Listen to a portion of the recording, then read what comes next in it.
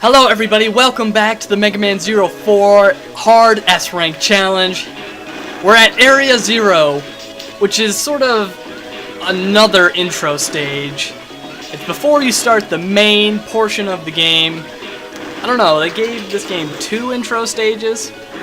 It's alright. I consider this the true intro stage just because the first one is incredibly easy. In fact, the first level only took like 30 minutes, not even. This one at least took a little bit longer, but not that long. It's still an intro-like stage. As far as enemies are concerned, there's really not that many. The crab enemies that you saw earlier are pretty annoying. They take quite a few swings to take down. Everything else can either be taken down in one sword swing or one charge shot. I know in the intro video I mentioned that you can't charge your weapons. That's only partially true. You can charge the Z-Buster partially, but not all the way. You can't charge your Z-Saber at all. And you might be able to charge the Z-Knuckle, but I never used it. Or I do use it a few times, but I don't use it very often. We're at the boss of this area. I don't know the name of it, but it reminds me a lot of the intro boss from Mega Man X2. I don't know why. It just does. But you can only hit him in the head. I recommend you hit him with the Z-Saber because it's slightly stronger than a charged up Z-Buster shot. Yeah, he has a huge area where you can hit him, and only a few attacks. He'll launch rockets up from the sky, which always go in the same pattern every time.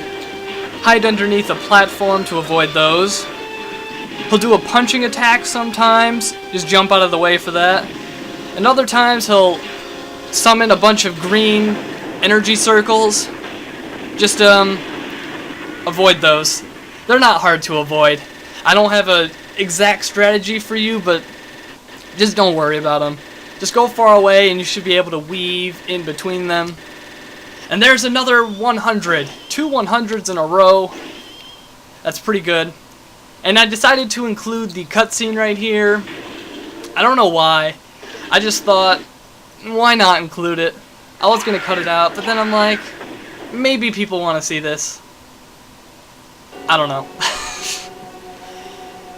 But after this, we're getting into the main portion of the game.